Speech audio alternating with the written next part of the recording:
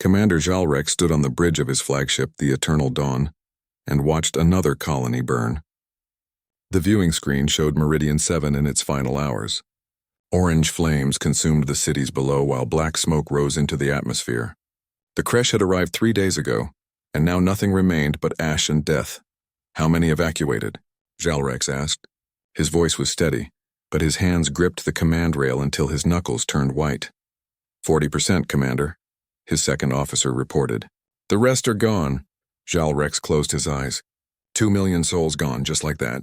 The Vraks had been fighting the Kresh for 3,000 years, and they were losing. Not quickly, but steadily. World after world fell to the swarm. The Vraks were the greatest warriors the galaxy had ever known. They stood 8 feet tall with 4 arms and reflexes that made them nearly unstoppable in combat. For centuries, other species had called them legends. Songs praised their victories. Children played games pretending to be Vraks warriors. Every battle they fought became a story told across 100 worlds.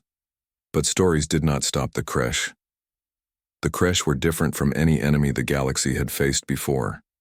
They were a hive mind, billions of creatures acting as one.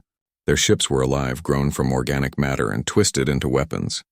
When you killed one Kresh soldier, 10 more took its place. When you destroyed one ship, they built 3 more from the corpses of fallen worlds. Jalrex had fought them for 200 years.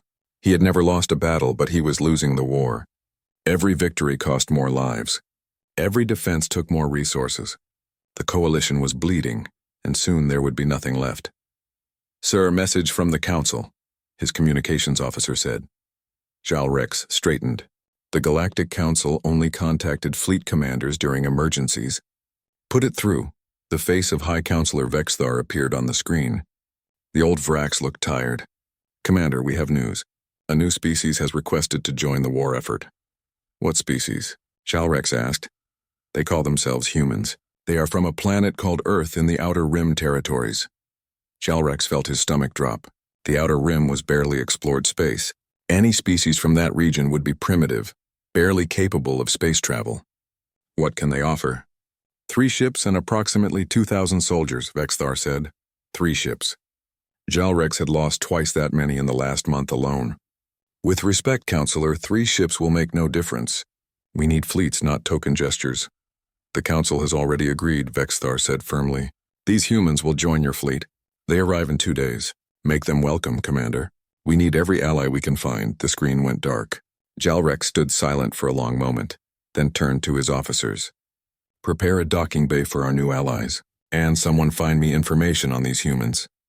2 days later, Jalrex stood in the main hangar as 3 human ships approached. They were small, roughly the size of Vraks patrol boats. Their design was clunky and inefficient. They had no energy shields that he could detect. Their weapons appeared to be primitive kinetic cannons, the kind most species had abandoned centuries ago. The lead ship landed with a heavy thump that made the deck shake. The boarding ramp lowered and a human walked out. Jalrex stared. The human was tiny, barely reaching 6 feet tall. Its skin was pale pink and it had only 2 arms. It wore a blue uniform with strange markings on the chest. Behind it, more humans emerged, all equally small and fragile-looking. The human approached and stopped a few feet away. Commander Jalrex? I'm Captain Jake Morrison of the United Earth Space Service. Thank you for having us. Jalrex looked down at the small creature. Up close, humans looked even weaker than he had imagined. Their bodies were soft with no natural armor. Their reflexes appeared slow. They carried weapons, but the guns looked like toys compared to Vrak's plasma rifles. Captain Morrison, Jalrex said carefully. Welcome to the 3rd Fleet. I trust your journey was safe. Smooth sailing, Jake said with a smile. We're ready to get to work. Just point us at the enemy. Jalrex admired the human's confidence, even if it was misplaced. Perhaps we should begin with a tactical briefing. You need to understand what you're facing. The Kresh? Jake said, yeah, we've read the reports. Hive mind bioships consume everything in their path. Sounds like fun. Fun. The human had called fighting the Kresh fun. Jalrex decided this species must not understand death. Captain, the Kresh have destroyed civilizations that lasted 10,000 years. They have defeated armies that outnumbered them 100 to 1. This is not a game. Jake's smile faded and his eyes turned serious. Commander, we know what we're getting into. Earth might be new to this war, but we're not new to war. Just tell us where you need us. Jalrex studied the human for a moment longer, then nodded. Very well. Follow me to the command center. The briefing room was filled with Vrax officers when they arrived. All of them turned to stare at the humans. Some whispered to each other. A few laughed. The humans were so small compared to the Vrax that it looked like children had wandered into an adult meeting. Jalrex brought up a tactical display. In 3 hours, we jump to the Threxus system. The Kresh are attacking the colony on Threxus 4. We have 27 ships. Intelligence suggests the Kresh have at least 40. So we're outnumbered, Jake said. What's the plan? We engage their forward elements and try to buy time for the colony evacuation, Jalrex explained. It will be a difficult battle. Many of us will not survive. The Vrax officers nodded solemnly. They had all faced death before. This was their duty, their honor. Jake looked at the other 2 human captains who had joined him. Amy, Kyle, you good with this? A woman with short dark hair nodded. Ready when you are. A man with a scarred face grinned. Let's show them what Earth can do. Jalrex cleared his throat. I am assigning your ships to the rear guard position. You will provide cover for the evacuation transports. Stay behind our main battle line and do not engage unless absolutely necessary. He expected the humans to argue, to demand a more prestigious position. Instead, Jake just nodded. Understood, Commander. We'll keep the transports safe. Jalrex felt relieved. At least the humans knew their limitations. They would stay in the back where they belonged. And perhaps they would survive their first battle. In a few weeks after they saw what the Kresh could do, they would probably return to Earth and never come back. That would be fine. The galaxy did not need more heroes. It needed soldiers who could survive. 3 hours later, the fleet jumped into the Threxus system. The view screen showed exactly what Jalrex had feared. 40 Kresh bioships filled the space around Threxus 4. They were already firing on the planet's surface. Cities were burning. All ships engage, Jalrex ordered. The Vrax fleet surged forward. Plasma cannons fired, filling space with brilliant light. The Kresh answered with living weapons that tore through shields and armor. Within seconds, 2 Vrax destroyers exploded. Sir, the humans are breaking formation, someone shouted. Jalrex looked at his tactical display in horror.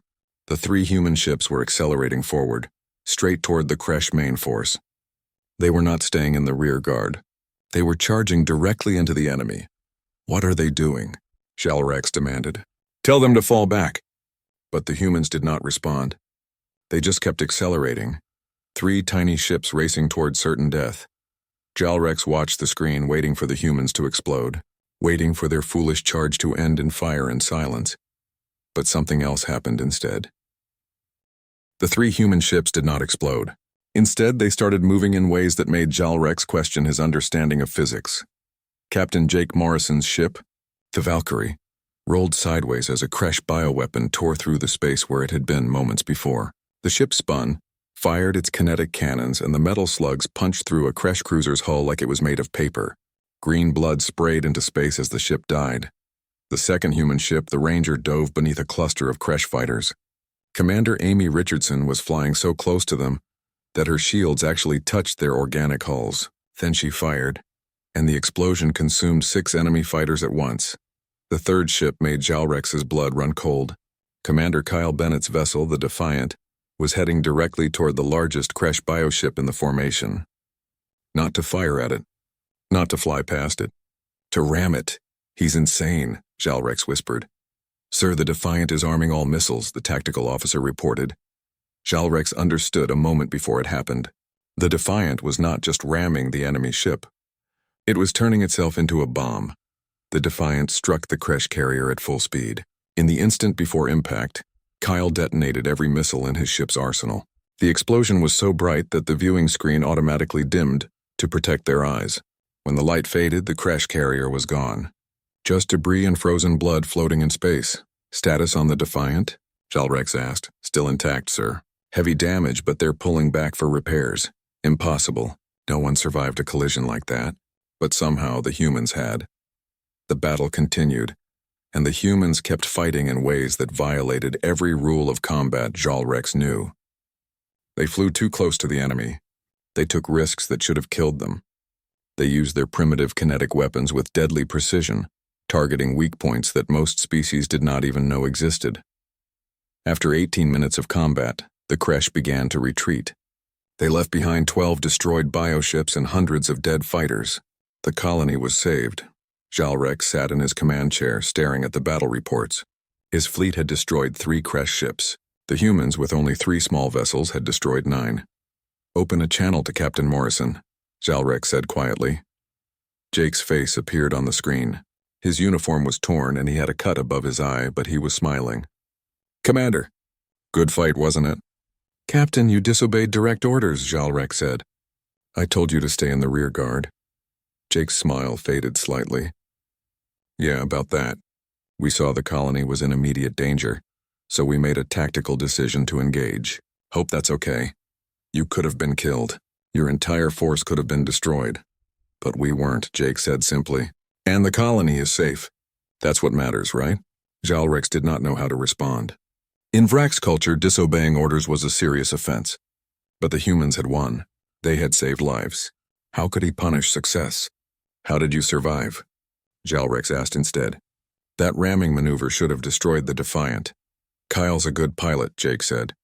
"And our ships are tougher than they look. We built them to take hits and keep flying. Sometimes in war, you need to be able to survive your own crazy ideas." Over the next few weeks, the humans fought in 6 more battles. Each time they achieved results that seemed impossible. At the Battle of Kepler's Rest, Lieutenant Nicole Grant's fighter lost all weapons. Instead of retreating, she flew directly into a Kresh command ship's bridge using her fighter as a missile. She ejected at the last second and was recovered by a rescue team. At the Siege of New Carthage, Commander Ryan Cross held a defensive position for 6 days with no supplies and no reinforcements. When relief forces finally arrived, they found Ryan and his team still fighting using Kresh weapons they had taken from dead enemies and building barricades from corpses. Word spread through the fleet. The Vrax soldiers began watching the humans with a mixture of awe and confusion. These small, fragile creatures fought like they had nothing to lose. They took risks that terrified even veteran Vrax warriors. They laughed in the face of death. One evening, Jalrex invited Jake to dinner in his private quarters. The human looked strange sitting at a table built for someone 8 feet tall, but he seemed comfortable. "I need to understand something," Jalrex said as they ate. "Why do your people fight the way you do? You take unnecessary risks. You ignore basic tactical doctrine. You throw yourselves at the enemy like you want to die." Jake was quiet for a moment, chewing his food. Then he set down his fork and looked at Jalrex. "Can I ask you something first? How long have the Vrax been fighting the Kresh?" 3,000 years. "And in all that time, have you been winning or losing?" Jalrex felt the words like a physical blow. "We have been holding the line." "But you're losing worlds," Jake said gently. "Slowly, but you're losing. And you fight with honor and discipline and all the right tactics. But it's not enough, is it?" "No," Jalrex admitted. "It is not enough," Jake leaned forward. "Humans have been fighting wars for our entire history. We've fought each other, fought nature, fought anything that tried to kill us. And we learned something important. Sometimes the right tactic doesn't work. Sometimes you need to do something unexpected, something crazy, something that makes the enemy think you're insane. That is not honorable." "Maybe not by your standards," Jake agreed, "but it works. When we charged into that Kresh formation at Threxus, they weren't ready for it. They expected us to stay back and fire from range like everyone else does. Instead, we got close and hit them where they were vulnerable. They didn't know how to respond." Jalrex thought about this. The Vrax valued honor above all else. They fought with courage and discipline. But perhaps courage and discipline were not enough against an enemy like the Kresh. "Your species is very strange," Jalrex said finally. Jake laughed. "You're not the first to say that. But we're here to help. Just point us at the enemy and get out of our way." A week later, the Galactic Council requested a meeting with human military leaders.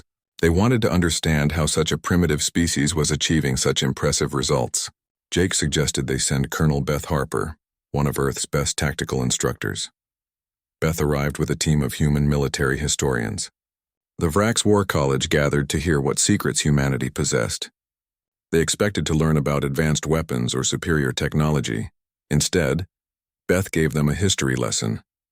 She showed them images of ancient human battles.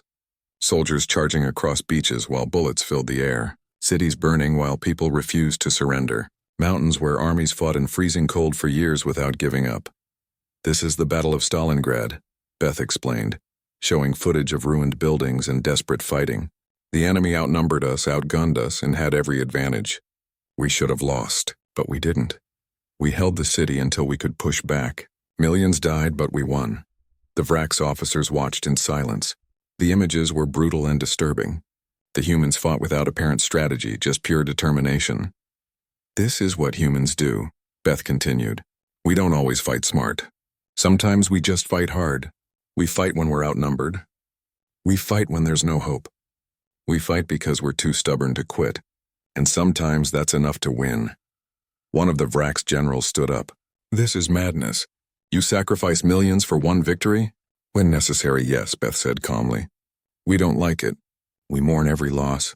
But we understand that sometimes survival requires sacrifice. Sometimes you have to pay a terrible price to protect what matters. The Vrax were disturbed by this philosophy. It went against everything they believed about honorable warfare. But they could not argue with the results. The humans were winning battles that should have been impossible. That night, Jalrek stood alone on the observation deck, looking out at the stars. He had been a warrior for 200 years. He had led armies and won battles that became legends. But now he wondered if the Vrax had been wrong all along. Perhaps being a legend was not enough. Perhaps what the galaxy needed was not honor and discipline. Perhaps it needed fury and determination, and the willingness to do whatever it took to survive. The humans had shown them a different way to fight. And the galaxy would never be the same. News of the human victories traveled fast through the Galactic Coalition. Within a month, every species knew about the strange warriors from Earth who fought without fear and won impossible battles. Some called them heroes. Others called them reckless. But everyone agreed that something had changed in the war. The Kresh noticed too. For 3,000 years, the Kresh swarm had followed predictable patterns. They attacked in overwhelming numbers, absorbed losses without concern, and eventually overwhelmed any defense through pure weight of force. Individual Kresh drones had no intelligence, but the hive mind that controlled them was brilliant in its own way. It learned from each battle and adapted its tactics. But the Kresh had never fought humans before. Commander Jalrek stood in the strategy room with Jake Morrison and several other officers. The holographic display showed recent Kresh attack patterns, and something was different. They're avoiding sectors where human ships are stationed, Jake observed, pointing at the map. Look at this. They hit 3 colonies in the outer band, but they skipped 2 worlds that had human defenders. The Kresh do not feel fear, one of the Vrax generals said firmly. They are a hive mind. Fear is an individual emotion. Maybe, Jake said. But they learn, right? They adapt? Well, they've learned that attacking humans costs them more ships than it's worth, so they're going around us. Jalrek studied the map more carefully. Jake was right. The Kresh were changing their behavior based on human presence. Not out of fear, perhaps, but out of cold calculation. Attacking humans resulted in unacceptable losses. If they fear you, we should use that, Jalrek said. We place human forces at key strategic points and force the Kresh to either engage you or abandon their objectives. Jake grinned. I like it, but we'll need more ships. 3 vessels can only be in one place at a time. Earth is sending reinforcements, Jalrek said. I received word this morning 12 more ships will arrive within the month. The reinforcements arrived exactly on schedule. Jake watched from the hangar bay as the new human ships landed. They were bigger than the first 3, proper cruisers instead of patrol boats. And they brought more soldiers, more pilots, more warriors eager to join the fight. Among the new arrivals was Captain Lisa Ward, who commanded the battlecruiser Thunderbolt. She was tall for a human, with silver hair despite appearing relatively young. She walked with a confidence that reminded Jalrek of veteran Vrax officers. Captain Ward, Jake greeted her. Welcome to the war. Good to finally get here, Lisa said, looking around at the massive Vrax ships. We've been training for 6 months straight. Earth wants us ready. Training for what? Jalrek asked. Lisa smiled. Everything. Close combat, boarding actions, ramming maneuvers, suicide runs, you name it. Earth's military academies are teaching Kresh biology and weak points. We're building ships specifically designed to fight biovessels. This isn't a small mission anymore, Commander. Earth is going all in. Over the next 3 months, the human presence in the war grew exponentially. More ships arrived every week. Earth had mobilized its entire military industry, building vessels designed specifically for fighting the Kresh. These new ships had reinforced hulls for ramming, specialized weapons for penetrating organic armor, and systems that could survive inside Kresh bioships. But more importantly, Earth was sending its best and brightest. Every human who arrived seemed to be a specialist in some form of warfare that the Vraks had never considered. There were demolition experts who could turn anything into a bomb, snipers who could hit targets from impossible distances, engineers who could repair ships with spare parts and determination. One particularly memorable human was Sergeant Dan Cooper, a demolition specialist who looked more like a scientist than a soldier. He wore thick glasses and spoke quietly, but he had a talent for destruction that amazed even the Vraks. During the Battle of Helios Station, Dan and his team boarded a Kresh bioship that had docked with the station. Instead of fighting their awning way through, Dan planted charges at specific points throughout the ship. When he detonated them, the entire vessel collapsed on itself like a deflated balloon. "How did you know where to place the charges?" Jalrex asked afterward. Dan shrugged. "I studied Kresh biology. These ships are alive, right? They have organs, circulatory systems, structural weak points. Hit the right spots and the whole thing dies. It's just science. Just science." The humans made it sound so simple, but the real change came when the coalition forces began adopting human tactics. At first, the Vraks resisted. Their honor code did not allow for deception or reckless behavior. But as more colonies were saved by human methods, some Vraks officers began to experiment. Commander Thalrix was the first to try it. He commanded a small patrol fleet that encountered a Kresh force twice its size. Instead of engaging in traditional combat, he did something a Vraks had never done before. He retreated, leading the Kresh into an asteroid field. Then he used the asteroids as cover, ambushing the enemy from multiple angles. The Kresh, expecting a straightforward battle, were unprepared for the deception. Thalrix destroyed 5 enemy ships and escaped with minimal damage. When he reported back to command, the Vraks Council was divided. Some praised his tactical innovation, others accused him of cowardice for retreating. But Jake Morrison stood before the council and defended the Vraks commander. "Thalrix won," Jake said simply. "He saved his ships and killed the enemy. That's what matters in war. Not honor, not tradition, victory. If your honor code prevents you from winning, then maybe it's time to change the code." The words caused an uproar among the Vraks, but they could not deny the truth in them. The old ways were not working. The human ways were. Slowly, carefully, the Vraks began to change. They started using ambush tactics. They began retreating when outnumbered instead of fighting to the last warrior. They learned to be unpredictable, creative, aggressive in new ways. And the Kresh began to lose. The Battle of the Nexus became the turning point. The Nexus was a critical jump point that connected 5 major systems. The Kresh had captured it 5 years ago and built a massive biofortress around it. The fortress was the size of a moon, covered in weapons and defended by hundreds of ships. Every attempt to retake it had failed. Admiral Greg Lawson proposed a plan that terrified even the humans who heard it. He wanted to load 15 ships with every explosive they could carry, fly them directly at the biofortress, and detonate everything at once. The explosion would destroy the fortress but also kill everyone on those ships. The Vraks Council voted against the plan immediately. It was suicide. It violated every principle of warfare they held sacred, but Jake Morrison and 5,000 human volunteers agreed to do it anyway.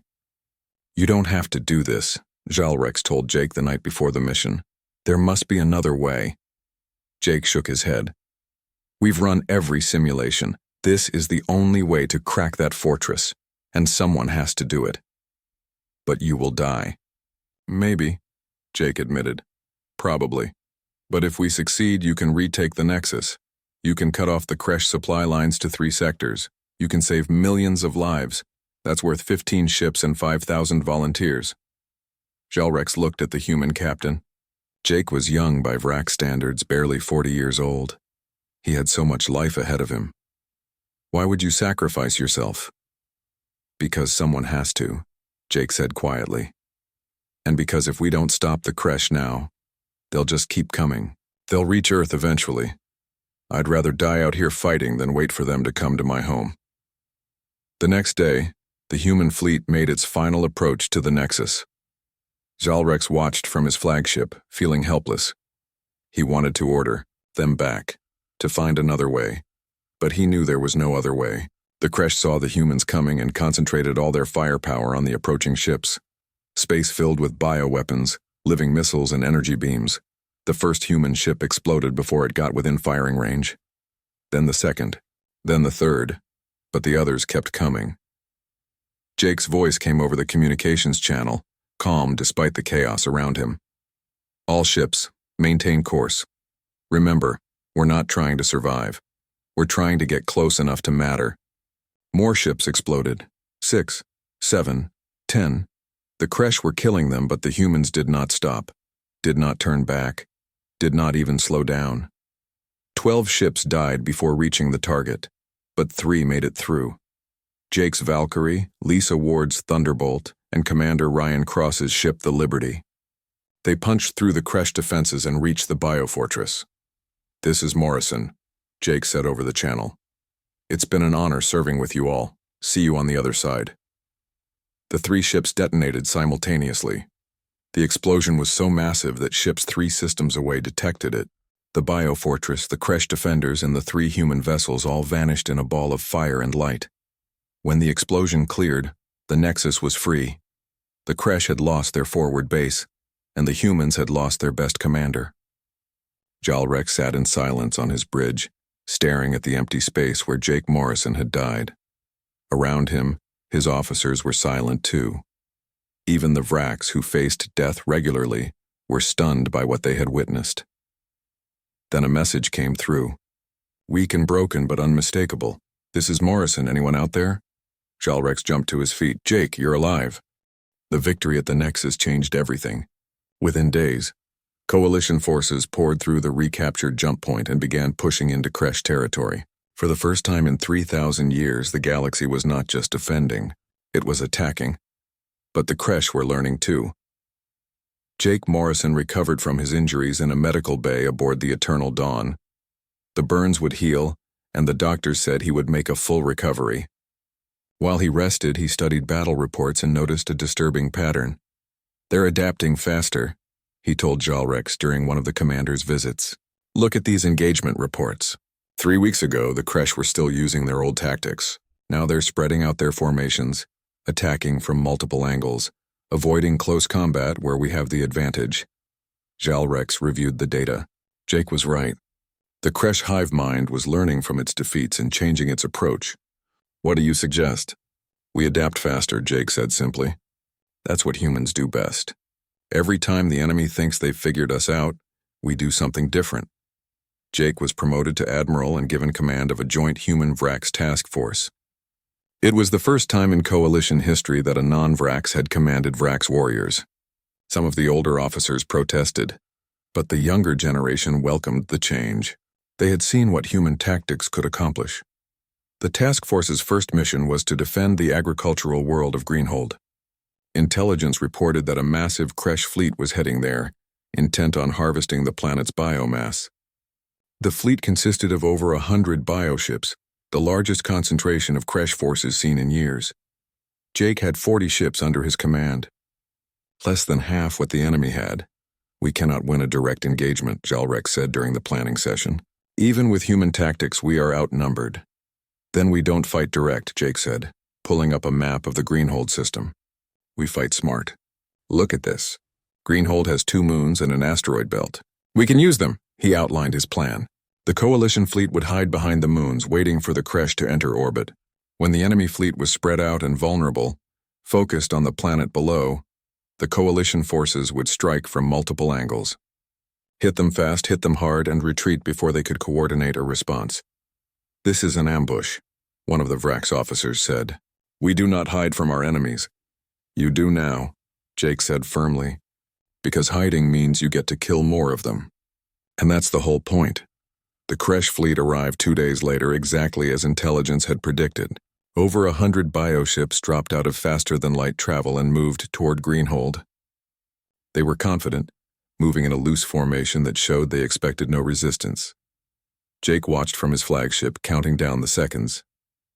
The Kresh fleet entered orbit and began deploying harvesting vessels to the planet's surface. They were completely focused on their objective, not watching for threats. "All ships," Jake said calmly. "Attack now." 40 coalition vessels emerged from behind the moon simultaneously. They had been running silent, their engines cold, waiting like predators in the dark. Now they roared to life, weapons firing before the Kresh even realized they were there. The first wave of missiles struck the Kresh fleet's rear elements, destroying 15 bioships before they could react. By the time the Kresh began turning to face their attackers, the coalition forces had already shifted position, using the moons for cover. "Second wave, go," Jake ordered. Another group of ships swept in from the opposite direction, targeting the Kresh command vessels. The enemy tried to form a defensive formation, but they were too spread out, too disorganized. Commander Lisa Ward led a squadron of fighters through the chaos, targeting the Kresh bioship's vulnerable organic sections. Her pilots flew in perfect coordination, striking and retreating before the enemy could respond. Sergeant Dan Cooper's demolition team boarded a Kresh carrier that had been damaged in the initial attack. They planted charges throughout the ship, targeting its biological systems. When the charges detonated, the carrier released a cloud of toxic gas that killed 3 nearby Kresh vessels. The battle lasted only 40 minutes. When it was over, the Kresh had lost 60 ships. The Coalition had lost 3. The surviving Kresh vessels retreated in disorder, fleeing the system. For the first time anyone could remember, the Kresh had been routed completely. "How is this possible?" Jalrex asked, staring at the battle reports. "We had less than half their numbers." "Surprise, superior tactics, and aggressive execution," Jake explained. "The Kresh expected a defensive battle. They expected us to protect the planet from orbit. Instead, we attacked them. They weren't ready." News of the Battle of Greenhold spread through the galaxy like wildfire. The Kresh, who had seemed unstoppable for 3 millennia, were running. The coalition forces, led by humans and Vrax working together, were winning. More species joined the war effort. The Zenthi contributed their defensive technology. The Morthans sent their fleet. Even small species that had been hiding on the fringes of space came forward, offering what help they could. Everyone wanted to be part of the alliance that was finally defeating the Kresh. But victory came at a cost. The Kresh, realizing they were losing, became desperate. They began attacking civilian targets without warning, hoping to force the coalition into a defensive posture. They deployed new bioweapons, viruses designed to kill entire populations. They sacrificed ships recklessly, using them as living bombs against coalition stations. The war became brutal in ways it had never been before. Both sides were fighting not just for victory but for survival. Jake stood in the command center reviewing casualty reports. The numbers were staggering. Millions dead on both sides. Entire worlds burned. Space filled with debris from thousands of destroyed ships. "Are we winning?" Lieutenant Claire Martinez asked. She was one of Jake's closest officers, a pilot who had survived 3 ship destructions and kept fighting. "Sometimes I can't tell anymore." "We're surviving," Jake said quietly. "That's what matters. As long as we're alive, we can keep fighting." "My brother died last week," Claire said. "He was on the colony ship that got hit near Proxima. I just found out this morning." Jake put his hand on her shoulder. "I'm sorry." "He knew the risks," Claire said, wiping her eyes.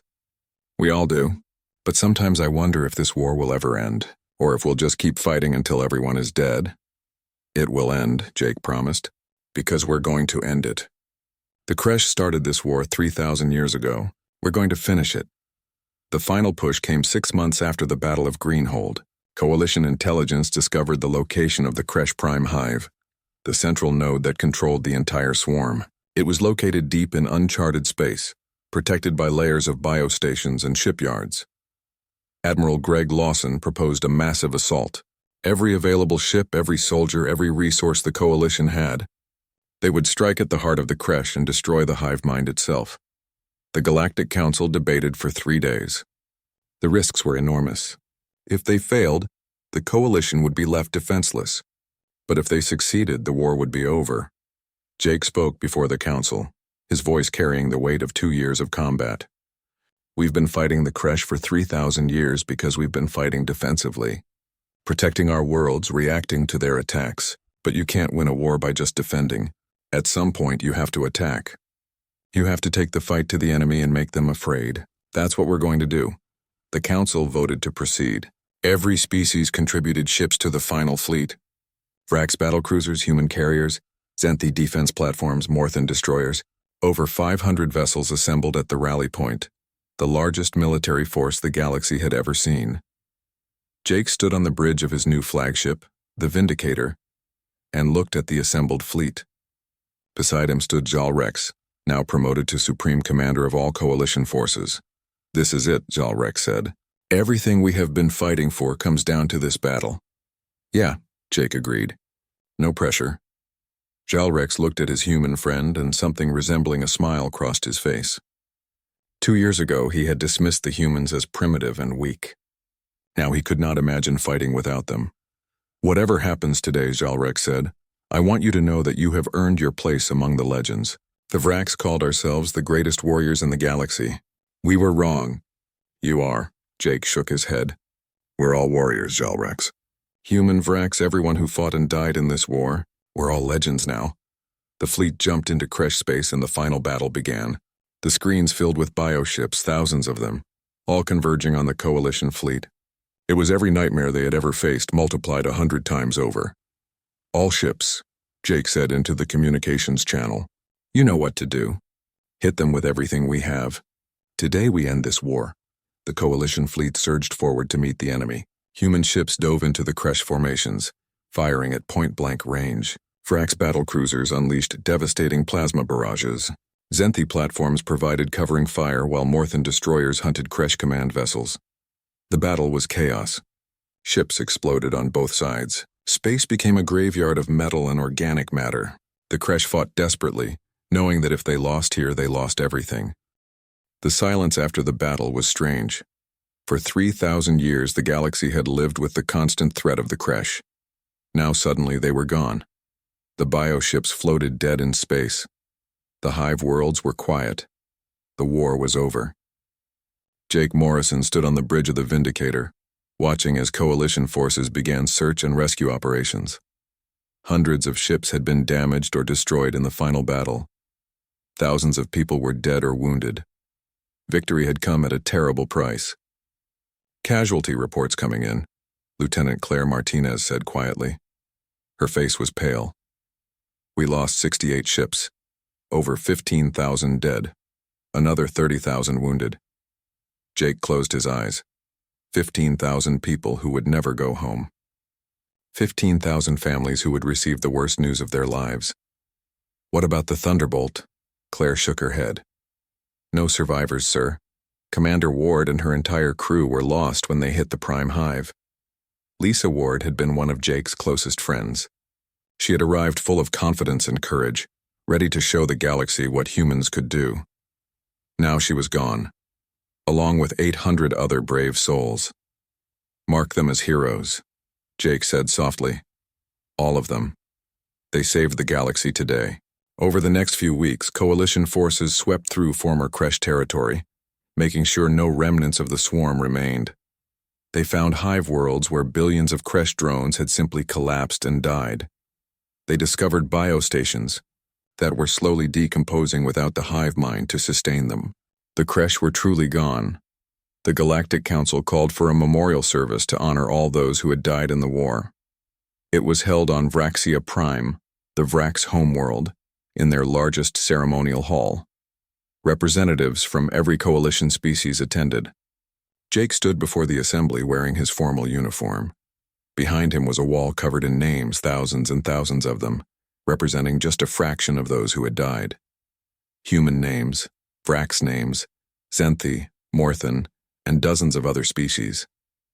"We gather today to remember the fallen," Jake began. His voice echoed through the vast hall. "We remember the Vrax who held the line for 3,000 years. We remember the humans who arrived and changed the way we fought. We remember every species, every soldier, every person who stood against the darkness and said no more." He paused, looking at the sea of faces before him. Vraks, humans, aliens of all kinds, all united in their grief and their pride. Commander Lisa Ward once told me that she didn't fight for glory, Jake continued. She fought because someone had to. Because if we didn't stand up to the Kresh, who would? That's what all our fallen heroes understood. This wasn't about being legendary or famous. It was about survival, about protecting the innocent, about making sure that future generations could live without fear. Jake looked directly at Jalrex, who stood in the front row. 2 years ago, I arrived at Commander Jalrex's fleet with 3 small ships and a lot of confidence.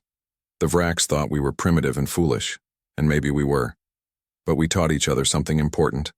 We showed the Vraks that honor and tradition are valuable, but sometimes you need to be willing to break the rules. And the Vraks taught us that courage and discipline matter, that fighting smart is just as important as fighting hard. He turned back to the assembly.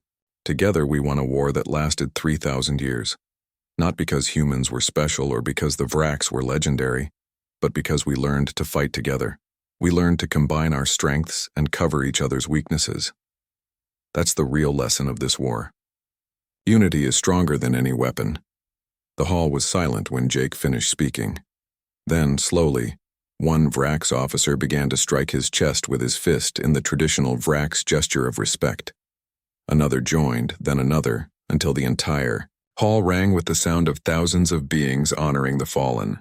After the ceremony, Jake found Jalrex standing alone on a balcony, looking out over the Vraks' capital city. The old commander looked tired, older than his years. "Are you well?" Jake asked. "I am thinking," Jalrex said. "For 200 years I was called the greatest Vraks commander. I won every battle I fought. I was a legend among my people." "You still are," Jake pointed out. "No," Jalrex said. "Now I am something better. I am a commander who learned that being the best is not enough. You must also be willing to change, to adapt, to learn from those you once dismissed. The Vraks spent 3,000 years being legendary, but we were losing. You humans arrived and showed us that legends are not enough. You need to be willing to do whatever it takes to win." "You would have figured it out eventually," Jake said. Jalrex made a sound that might have been a laugh. "Perhaps. In another 1,000 years. But we did not have 1,000 years. We had you." They stood in comfortable silence for a moment, 2 warriors from different worlds who had become friends through war. "What will you do now?" Jalrex asked. "The war is over. You can return to Earth." Jake thought about it. Earth seemed very far away now, almost like a dream. He had been fighting for so long that he barely remembered what peace felt like. "I'm going home," Jake said finally. "Back to Montana, back to my family's farm. I'm going to sleep in my own bed, eat my mom's cooking, and not think about war for a very long time." "You deserve that," Jalrex said. "You have earned your rest." "What about you?" "I will retire," Jalrex said. "I am too old for more fighting. I will teach, perhaps, at the War College. Train the next generation of officers. Teach them human tactics alongside Vraks traditions." Over the next few months, the coalition began rebuilding. Worlds that had been evacuated were resettled. Stations that had been destroyed were reconstructed. The galaxy slowly returned to normal, or at least a new version of normal. The Vraks and humans established joint military academies where officers from all species could train together. They taught combined arms tactics, creative problem-solving, and the importance of fighting as a unified force. The old Vraks doctrine of honor and discipline was preserved, but now it was balanced with human innovation and adaptability. Jake Morrison retired with full honors. He received medals from a dozen species and offers of command positions in several fleets. He turned them all down. He had fought long enough. It was time to go home. On his last day in the fleet, Jake walked through the halls of the Vindicator one final time. He passed crew members who saluted him, human and alien alike. He stopped by the memorial wall where Lisa Ward's name was engraved along with every other crew member who had died serving aboard coalition ships. "We did it, Lisa," he said quietly, touching her name on the wall. "We ended the war. Just like we promised, the shuttle ride back to Earth took 3 weeks. Jake spent most of it sleeping and trying to process everything that had happened. 2 years ago, he had been a Navy captain looking for adventure. Now he was returning as the man who had helped save the galaxy. When the shuttle landed in Montana, Jake's family was waiting. His parents, his sister, his nieces and nephews. They ran to him, hugging him, crying, telling him how much they had missed him. For the first time in 2 years, Jake felt truly safe. That night, he sat on the porch of the family farmhouse, looking up at the stars. Somewhere up there, Jalrex was teaching young officers how to fight. Somewhere up there, the names of Lisa Ward and 15,000 others were being remembered. Somewhere up there, the galaxy was at peace because people had been willing to fight for it. Jake's father joined him on the porch, bringing 2 beers. They sat in silence for a while, just enjoying the quiet evening. "They say you're a hero," his father said finally. "They say you saved the galaxy." Jake shook his head. "I just did what needed to be done. A lot of people did. Some of them didn't make it home." "But you did make it home," his father said. "That's what matters." "Yeah," Jake agreed. "I did." Years passed. The war became history, then legend. Children across the galaxy learned about the Kresh War in school. They learned about the brave Vrax who held the line for 3,000 years. They learned about the humans who arrived and changed everything. They learned about all the species that worked together to defeat a common enemy. Jake Morrison became one of the most famous humans in the galaxy, though he never sought fame. Historians wrote books about his tactics. Military academies studied his battles. Kids dressed up as him for Halloween. But Jake himself lived quietly on his farm, avoiding interviews and public appearances. He had done his duty. He had fought his war. Now he was content to live in peace. One day, 30 years after the war ended, an old Vrax appeared at Jake's farm. Jalrex had aged considerably, his skin darker, his movements slower. But his eyes were still sharp. "Commander," Jake said, surprised and pleased, "what brings you to Earth?" "I wanted to see you one more time," Jalrex said. "I am old even by Vrax standards. I wanted to tell you something before I die." They walked together through Jake's fields, 2 old soldiers reminiscing about the war that had defined their lives. "You changed the galaxy," Jalrex said. "Before humans arrived, we were losing slowly but certainly. After you came, everything changed.